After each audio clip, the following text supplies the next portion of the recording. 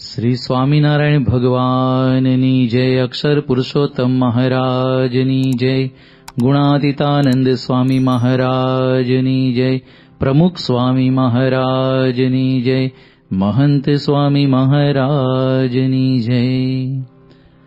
આગળ આપણે પ્રવચનની અંદર જોયું કે આપણા જીવનની અંદર ધ્યેયની સ્પષ્ટતા, ગોલની ક્લેરિટી નથી હોતી, જેથી આવો સુંદર આપણને સાધના માર્ગ મળ્યો છે, છતાં પણ આપણે આગળ વધી શકતા નથી.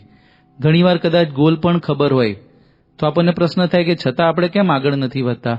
તો એનું એક બીજું કારણ છે કે આપણના જીવનની અંદર એવો ખપ નથી. સદગુરુ નિષ્કુળાનંદ સ્વામીએ આ ખપ ઉપર ખૂબ જ સુંદર એક કીર્તન લખ્યું છે. એને આધારે આપણે કઈ રીતે સાધના કરવી એનું આજે આપણે માર્ગદર્શન મેળવીશું. ખોડી ખોડીને ખોડિયું ખરા ખપવાળાની ખોટ રે, ખોડી ખોડીને ખોડિયું ખરા ખપવાળાની ખોટ રે, જેને ન જોઈએ જાળવ્યા સુણી સમજ સીધો સોટ રે, જેને ન જોઈએ જાળવ્યા સુણી સમજ સીધો સોટ રે, ખોડી ખોડીને ખોડિયું ખરા ખપવાળાની ખોટ રે, ખોડી ખોડીને ખોડિયું ખરા ખપવાળાની ખોટ રે.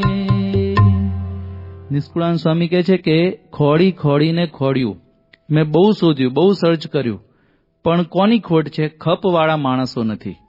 આપણને થાય કે ખપ એટલે શું? તો ગુણાતીતાનંદ સ્વામીએ બીજા પ્રકરણની 94મી વાતમાં લખ્યું છે કે કલ્યાણનો ખપ, ખપ એટલે કે ગરજ, એ આપણને કેવો હોવો જોઈએ? તો સ્વામી કહે છે કે ભીમનાથના રાંકા જેવો કલ્યાણનો ખપ હોવો જોઈએ. એક વખત બહુ મોટો દુકાળ પડ્યો તો ક્યાંય ખાવાનું ના મળે. તે વખતે ત્યાં નીલકા નદીના કાંઠે ટેકરા ઉપર ભીમનાથ મહાદેવનું મંદિર, અને એના મહંત હતા, એ બધાને પેલું થૂલું શેકીને બાફીને બધાને ખાવાનું આપે. હવે આજુબાજુ ક્યાંય ખાવાનું મળે નહીં, એક જ જગ્યાએ ખાવાનું મળે. એટલે બિચારા પેલા ગરીબ રાંકા લોકો હોય ત્યાં લાઈન લગાવીને ઉભા રહે, અને ઘણી વખત પેલા જે પીરસનારા હોય એને ગુસ્સો આવે તો ધક્કો મારે, તો બિચારા ગબડતા ગબડતા નીચે પડે. પણ છતાં પણ ભલે અપમાન થાય છે, ધક્કા વાગે છે, પણ જવું ક્યાં? કારણ કે અહીંયા સિવાય બીજે ક્યાંય ખાવાનું મળવાનું જ નહોતું. તો ફરી પાછા લાઈનમાં ઊભા રહે, જેને ખોટું પણ ના લાગે, કશું ના થાય, કારણ કે બીજે ક્યાંય મળવાનું નહોતું. એમ આપણને જો કલ્યાણનો ખપ હોય, આપણને ખબર હોય કે અહીંયા પ્રમુખ સ્વામી મહારાજ સિવાય કે મહંત સ્વામી મહારાજ સિવાય બીજું કોણ મારું કલ્યાણ કરશે? તો એવો ખપ હોય તો નિષ્કુળાનંદ સ્વામી કહે છે કે જેને ન જોઈએ જાળવ્યા સુણી સમજે સીધું સોટ. એને કોઈ દિવસ સત્સંગની અંદર સાચવવા ના પડે, એને કોઈ દિવસ ખોટું પણ ના લાગે, અને સત્સંગની અંદર હંમેશા એ આગળ જ વધતા રહે. તો જો મોક્ષનો આવો આપણને ખપ હોવો જોઈએ કે સત્સંગની અંદર ગમે તેવા પ્રસંગો બને. બ્રહ્માનંદ સ્વામીને મહારાજે કહ્યું બધા પરમહંસોને ટાટ પહેરો, તો બ્રહ્માનંદ સ્વામીએ કીધું કે મહારાજ આ ટાટ પહેરવાના? પછી કહ્યું કે કલ્યાણ જોતું હોય તો પહેરવું પડશે. પછી બધાને એક સરખું આપતા હતા, બ્રહ્માનંદ સ્વામીને પણ એટલું આપ્યું. તો બ્રહ્માનંદ સ્વામી કે મહારાજ મારું તો શરીર જાડું છે, થોડુંક વધારે તો આપો. તો મહારાજે કહ્યું કે તપ કરો, શરીર ઘટાડો. પછી બ્રહ્માનંદ સ્વામી આમ ચારે બાજુ જોવા માંડ્યા. મહારાજ કહે છે કે શું જુઓ છો? તો કે હું જોઉં છું કે નખ જેટલી જગ્યામાં પણ મારું કલ્યાણ કરે એવો તમારા સિવાય બીજો કોઈ ભગવાન દેખાય તો હું જઉં, પણ ક્યાં જઉં? તમારા સિવાય મારું કલ્યાણ કોણ કરનારું છે? તો જો આપણને આવું સમજાય તો સત્સંગની અંદર કોઈ દિવસ આપણને માન અપમાન ન લાગે. જો આજે આપણે પ્રમુખ સ્વામી મહારાજને પણ યાદ કરીએ, પ્રમુખ સ્વામી મહારાજનો પ્રમુખવાણી દિન છે. હવે એમનું તો કંઈ પોતાને કલ્યાણ કરવાનું નહોતું, છતાં પણ આપણને કેવો ખપ દેખાડ્યો છે. સત્સંગમાં અપમાન થયું ઘણીવાર, ખોટી રીતે. બાપાનો કંઈ વાંક નહોતો. શાસ્ત્રીજી મહારાજની સુવર્ણ તુલા કરવાની હતી, અને શાસ્ત્રીજી મહારાજે અચાનક નિર્ણય ફેર્યો કે હું તુલામાં નહીં બેસું. હવે આમાં પ્રમુખ સ્વામી મહારાજનો એવો કંઈ વાંક પણ નહોતો, પણ હરિભક્તોને ગેરસમજને લીધે એવું લાગ્યું કે બાપાએ કહ્યું ને શાસ્ત્રીજી મહારાજે ના પાડી. તો પ્રમુખ સ્વામી મહારાજને એટલો બધો ઠપકો આપ્યો, પણ બાપાને ખોટું ન લાગ્યું. બાપાને પૂછ્યું કે સ્વામી આવું તમારે વગર વાંકે ખખડાવ્યા? તો બાપા કેવો સરસ જવાબ આપ્યો. સ્વામી કે બધા મોટા હતા, એ બધા તો સંસ્થા માટે કેટલા વફાદાર, એમને મને કહેવાનો અધિકાર છે. તો જો સત્સંગની અંદર આવો ખપ હોય તો આપણને કોઈ દિવસ ખોટું ન લાગે. ઘણી વખત આપણને આવો ખપ ન હોય અને સત્સંગમાં આવું કંઈક માન અપમાન થાય ને આપણે સત્સંગ છોડીને ચાલ્યા જઈએ તો ખોટ કોને જવાની છે? આપણને જ જવાની છે. નિષ્કુળાનંદ સ્વામી બીજા એક પદમાં લખ્યું છે કે આપણા જેવા તો ભગવાનને ઘણા છે, આપણને ખોટ જશે. સ્વામી શું કહે છે? સખી તેને તુજ વિના ચાલશે, તારે તે વિના રે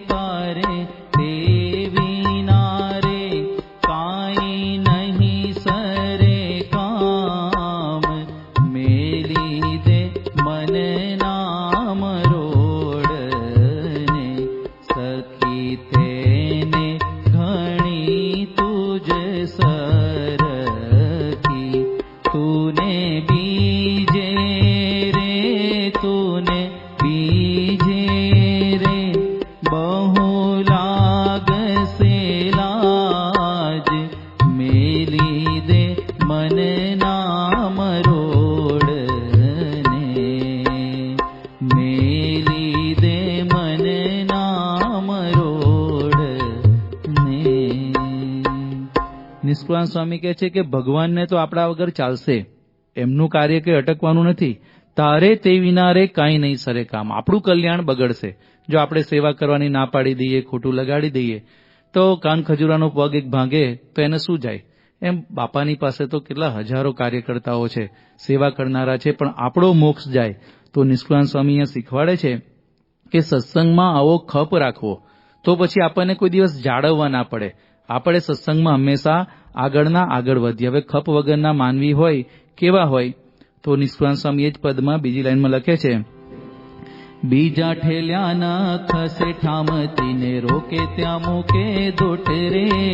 બીજા ઠેલ્યાના ખસે ઠામતીને રોકે ત્યાં મૂકે દોટ રે. સુખ થવાના સાજને ભાંગી લઈ કરે છે લોટ રે. સુખ થવાના સાજને ભાંગી લઈ કરે છે લોટ રે. ખોડી ખોડીને ખોડિયું ખરા ખપવાળાની ખોટ રે. ખોડી ખોડીને ખોડિયું ખરા ખપવાળાની ખોટ રે. જે ખપવાળા નથી કેવા છે? બીજા ઠેલ્યાના ખસે ઠામથી ને રોકે ત્યાં મૂકે દોટ રે. જેને ખપ ના હોય તો મહારાજ કે તું અહીંયા રહે તો એ ત્યાંથી બીજે ભાગશે. અને મહારાજ કહેશે કે ના, હવે આ સ્થાનમાંથી તમે અહીંયા જાઓ, તો કે ના મહારાજ, હું અહીંયા જ રહીશ. ટૂંકમાં આજ્ઞા નથી પાડતા. તો જો એને ખપ નથી, જો આજ્ઞા હોય તો તરત જેને ખપ હોય તો તરત આજ્ઞા પાડે જ. અને જેને ખપ નથી ને આજ્ઞા નથી પાડતા કેવા છે? તો નિષ્કુળાનંદ સ્વામી કહે છે કે સુખ થવાના સાજને ભાંગી લઈ કરે છે લોટ. આ સુખી થવાનું સાધન છે આજ્ઞાપાલન, પણ એને ભાંગીને લોટ, ભાગીને ભૂકો કરી નાખ્યું. ટૂંકમાં આજ્ઞાપાલનનું સાધન એ સમજ્યા નહીં. તો જો જેને ખપ હોય તો સ્વામી બાપા આપણને ગમે તેવી આજ્ઞા કરે તો આજ્ઞાની અંદર તરત તૈયાર થઈ જાય. જો ઘણી વખત આપણે આજ્ઞા પાડી શકતા નથી, એનું કારણ શું છે? કારણ કે આપણે આપણા મનનું મૂકવું ને એ મરવા જેવું લાગે છે. આપણે મનની અંદર જે વસ્તુની ગાંઠ વાળી હોય એ આપણે ક્યારેય મૂકી શકતા નથી. મુક્તાનંદ સ્વામીને એક વખત સુરતથી પોતે મહારાજની પાસે ગઢડાની અંદર અથાણાની બરણીને બધું મોકલવાનું હતું. તો પેલા એક સંત હતા, એમને કેવું કહ્યું કે તમે હા કહેશો તોય જઈશ અને ના કહેશો તો પણ જઈશ. હવે જો આટલું માથે અથાણાની બરણી ઉચકીને આવ્યા, બધું જ એને સેવા બધી કરી, પણ મુક્તાનંદ સ્વામીની આજ્ઞા વિરુદ્ધ એમને કર્યું તો શ્રીજી મહારાજનો રાજીપો ના મળ્યો. મહારાજ ત્યાં ગુણાતીતાનંદ સ્વામીને 22 વાર ભેટ્યા, પેલા અમને ના ભેટ્યા. પછી સ્વામીએ કહ્યું એટલે ભેટ્યા, પણ બોલ્યા કે તમને 22 વાર ભેટવામાં અઘરું ના પડ્યું, પણ અમને એક જ વાર ભેટવામાં અઘરું પડ્યું. કારણ શું? એને પોતે મહેનત કરી હતી, માથે બરણી ઉચકી બધું લાવ્યા, પણ આજ્ઞા પ્રમાણે ના કર્યું. તો જો ખપવાળા વ્યક્તિ હોય એને કોઈ દિવસ આજ્ઞાપાલનની અંદર વાંધો ના આવે. એને મહારાજ કે તમે અહીં જાઓ તો ત્યાં જાય, મહારાજ કે નથી જવાનું તો રોકાઈ જાય. તો જો સત્સંગની અંદર આપણે આગળ વધવું હોય તો આવી સરળતા આપણા જીવનની અંદર લાવવી પડે. પ્રમુખ સ્વામી મહારાજના જીવનની અંદર આવા સરળતાના તો અઢળક પ્રસંગો છે. એકવાર નિંગાળા ગામમાં પ્રતિષ્ઠા હતી અને યોગીજી મહારાજને હરિભક્તો કીધું કે સ્વામી પ્રમુખ સ્વામીને બોલાવો ને. તો યોગીજી મહારાજે કહ્યું ને પ્રમુખ સ્વામી મહારાજ બધું કામ પડતું મૂકી નિંગાળા આવી ગયા. હવે પ્રતિષ્ઠાના 2-3 દિવસ હતા સમયો અને પ્રતિષ્ઠાના આગલે દિવસે પછી યોગીજી મહારાજે કંઈક કહ્યું કે હવે તમારે ગોંડલમાં કામ છે, જવું પડશે. તો બાપાએ એમ પણ ના કીધું કે આવતીકાલે જ પ્રતિષ્ઠા છે, હું પતાઈને જવું. તરત યોગીજી મહારાજે કહ્યું ને બાપા પોતે નીકળી ગયા. જો કોઈ દિવસ પ્રમુખ સ્વામી મહારાજ ગુરુની આજ્ઞાની અંદર બીજો વિચાર નતા કરતા. ગુરુની આજ્ઞા તો જવા દો, નાના નાના સંતોની આગળ પણ બાપા સરળ થઈ જતા. તે મહેસાણાની અંદર જન્મજયંતિ હતી અને નારાયણમુનિ સ્વામીને બધા આયોજન કર્યું. પહેલા જન્મજયંતિમાં બાપા બધાને વ્યક્તિગત દર્શન આપતા. પછી તો આપણો સત્સંગ ખૂબ વધી ગયો અને બાપાને ભીડો પડે, એટલે આમ વ્યક્તિગત એક આવે એના કરતાં 4 લાઈનમાં હરિભક્તો આવે એવું બાપાની આગળ આયોજન બતાવ્યું. તો બાપાને ગમ્યું નહીં. સ્વામી કે બધાને મળવું હોય, આમ હોય તેમ હોય. પણ સંતો કીધું બાપા આપના સ્વાસ્થ્ય માટે આવું કરવું જોઈએ. પછી જોયું કે બાપાની રુચિ ના લાગી, એટલે બીજે દિવસે સંતોએ કહ્યું કે સ્વામી હવે તમારી રુચિ નથી તો આપણે ભલે બધા એક લાઈનમાં જ આવશે. પણ સામે પ્રમુખ સ્વામી મહારાજ શું કે ના, અમે આખી રાત વિચાર કર્યો કે તમે બધા વહેલા આવ્યા, આટલું બધું આયોજન કર્યું, હું છેલ્લે આવીને ફેરવી નાખું એ સારું નહીં. અને ગુણાતીતાનંદ સ્વામી કહ્યું છે કે સંત કહે તેમ કરવું તે શ્રેષ્ઠ છે ને મન ધાર્યું કરવું કનિષ્ઠ છે. માટે તમે જેમ વિચાર્યું છે બરાબર છે. તો જો પ્રમુખ સ્વામી મહારાજના જીવનની અંદર કેટલી સરળતા, આવી સરળતા હોય ને તો સત્સંગની અંદર આગળ વધીએ, સુખી થઈએ. નિષ્કુળાનંદ સ્વામીએ પણ એક પદની અંદર લખ્યું છે ને, સરળ વર્તવે છે સારું રે મનવા, સરળ વર્તવે છે સારું, માની એટલું વચન મારું રે મનવા, સરળ વર્તવે છે સારું, સરળ વર્તવે છે સારું, સરળ વર્તવે છે સારું. જો સત્સંગની અંદર સારું શું છે? સરળતા રાખવી. આગળ કહે છે કે હાથ જોડી હાજી હાજી કરતા કેદીએ ન બગડે તારું. જો મોટા પુરુષની આગળ હાથ જોડીને હાજી હાજી કરીએ તો ક્યારેય આપણું કશું બગડે નહીં. તો ખપવાળા વ્યક્તિ આવા સરળ હોય. આગળ એક ખપવાળા ભક્ત કેવા હોય? નિષ્કાંત સ્વામી કહે છે, જે કર્યાનું તે કરે નહીં, અણ કર્યાની લીએ ઓટ રે. જે કર્યાનું તે કરે નહીં, અણ કર્યાની લીએ ઓટ રે. મરે પણ મૂકે નહીં બાંધી મમતની મોટ રે. મરે પણ મૂકે નહીં બાંધી મમતની મોટ રે. ખોડી ખોડીને ખોડિયું ખરા અપવાડાની ખોટ રે. ખોડી ખોડીને ખોડિયું ખરા અપવાડાની ખોટ રે. જે કર્યાનું કરે નહીં ને અણ કર્યાની લીએ ઓટ. જેમ કેમ કરે નહીં અને ના કરવાનું હોય કરે. મરે પણ મૂકે નહીં બાંધી મમતની મોટ. પોતાનું અહમ મમત્વ ભલે મરી જાય પણ મૂકે નહીં. તો જો ખપ ન હોય તો આવી ભૂલો થઈ જાય. આપણા સત્સંગની અંદર બહુ ફેમસ પ્રસંગ છે. મચ્છિયાઓના ફઈબા, એમનું નામ હતું સજ્જન કુંવરબા, અને એમની પુત્રવધુ હતા ફૂલીબા. હવે એમની જોડે એમને આંટી પડી. શ્રીજી મહારાજે કેટલું બધું સમજાવ્યું કે અમારી રુચિ છે કે તમે આ મૂકી દો, અમે અહીંયાથી જમ્યા વગર જઈશું. જો આટલા ભક્તરાજ હતા, મહારાજે મચ્છિયાઓની અંદર અન્નકૂટના ઉત્સવ કરેલા, 32 વાર શ્રીજી મહારાજ ગયેલા, કેટલો બધો ભીડો બેઠ્યો હશે, પણ મરે પણ મૂકે નહીં મમતની મોટ. મૂકી ના શક્યા. શ્રીજી મહારાજે કહ્યું કે અમે જતા રહીશું, તો કે તમે તો ભગવાન છો, તમે તો ચાહો તે કરો. તો જો મહારાજનો રાજીપો એમના ઉપરથી ચાલ્યો ગયો. તો જો ખપવાળા વ્યક્તિ હોય, કોઈ દિવસ આવી રીતે પોતાની હઠ પકડી ના રાખે. પ્રમુખ સ્વામી મહારાજ એક સેન્ટરમાં હતા અને આવી રીતે બાપાને ખ્યાલ આવ્યો કે એક આપણા સત્સંગી બેન છે ને એમના દીકરા જોડે એમને બનતું નથી. હવે એમની કંઈક પ્રસંગ હશે ને બીજા બધા દીકરા આવ્યા ને પેલો દીકરો નહોતો આવ્યો. બાપાએ પૂછ્યું આ કેમ આવ્યો નથી? તો કહ્યું કે મારા બાને એમની જોડે બનતું નથી. પોતાનો સગો દીકરો જ હતો છતાં પણ સ્વામી બાપાએ પછી પોતાની રુચિ બતાવી કે આવું આપણે ના રાખવું. તો પેલા બેનને પણ અંતરદ્રષ્ટિ થઈ અને બાપાને આવી રીતે કહેવડાવ્યું કે મારે પેલા ફોઈબા જેવા થવું નથી, મને માફ કરજો, હું મારા દીકરા જોડે મારી આંટી મૂકી દઈશ. તો જો આને ખપવાળા કહેવાય કે પોતાની આંટી, ઘણી વખત આપણે આવી આંટી મૂકી શકતા નથી અને આપણને કોઈની જોડે ન ફાવતું હોય તો આપણે ભલે સત્સંગમાં આવતા હોઈએ છતાં પણ આવી આંટી રાખતા હોઈએ છીએ. તો એને ખપ ના કહેવાય. મોટા પુરુષને નથી ગમતું તો આપણે મૂકી દેવું પડે. નિષ્કાંત સ્વામી આગળ કહે છે, સ્વાર્થ અર્થે શબ્દની સહે ચાકર થઈને ચોટ રે. સ્વાર્થ અર્થે શબ્દની સહે ચાકર થઈને ચોટ રે. સંત કહે જો સુખ ને તજે તે સો પાડી તોટ રે. સંત કહે જો સુખ ને તજે તે સો પાડી તોટ રે. ખોડી ખોડીને ખોડિયું ખરા અપવાડાની ખોટ રે. ખોડી ખોડીને ખોડિયું ખરા અપવાડાની ખોટ રે. સ્વાર્થ અર્થે શબ્દની સહે ચાકર થઈને ચોટ. જો આપણને સ્વાર્થ હોય છે તો બહાર જગતમાં કેટલા શબ્દો સાંભળીએ છીએ. જોબ ઉપર કદાચ આપણા મેનેજર કંઈક કહે, બોસ કંઈક કહે, ઘરની અંદર આપણા સગાવાલા કંઈક બોલી જાય, ત્યાં આપણે સ્વાર્થ છે તો શબ્દની ચોટ આપણને ગમે તેવા આમ વાગે એવા શબ્દો મારે ને તો આપણે સહન કરી લઈએ છીએ. પણ સંત કહે જો સુખને તજે તો શું પાડી તોટ. પણ જો સંત આપણને આવી વાત કરે કે તું આમ નિયમ ધર્મ પાળ, આમ કર તેમ કર, તો આપણને ખોટું લાગી જાય છે. તો નિષ્કાંત સ્વામી કહે છે કે આને ખપ ના કહેવાય. સત્સંગની અંદર આપણને કોઈક વખત મોટા પુરુષ બોલી જાય, ખોટું ના લાગવું જોઈએ. જો પેલા એક પટેલના ગંદા પગ હતા ને સભા મંડપમાં આવ્યા ને ગુણાત્યાન સ્વામીએ તો પ્રેમથી જ કહ્યું કે પટેલ પગ ધોઈને આવો. તો એટલામાં ખોટું લાગી ગયું એમને. આમાં તો ખોટું કંઈ હતું પણ નહીં.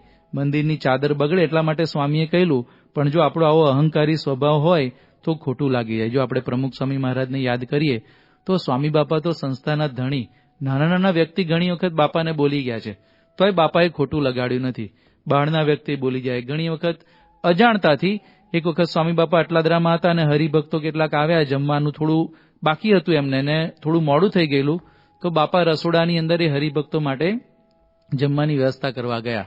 તો સ્વામી બાપા ડીશ બનાવતા હતા તો પેલા રસોડાની અંદર જે રસોઈયા મહારાજ હોય ને, હવે તો આપણા મંદિરના પગારદાર કહેવાય, એમને જોઈને પ્રમુખ સ્વામી મહારાજને ખખડાવા લાગ્યા. આ તો કેવું કહેવાય, આ તો સંસ્થાના ધણી, ખાલી એટલા બધા મંદિરના નહીં, સંસ્થાના ધણીને પેલા બિચારા નાના રસોઈયા કહેવાય.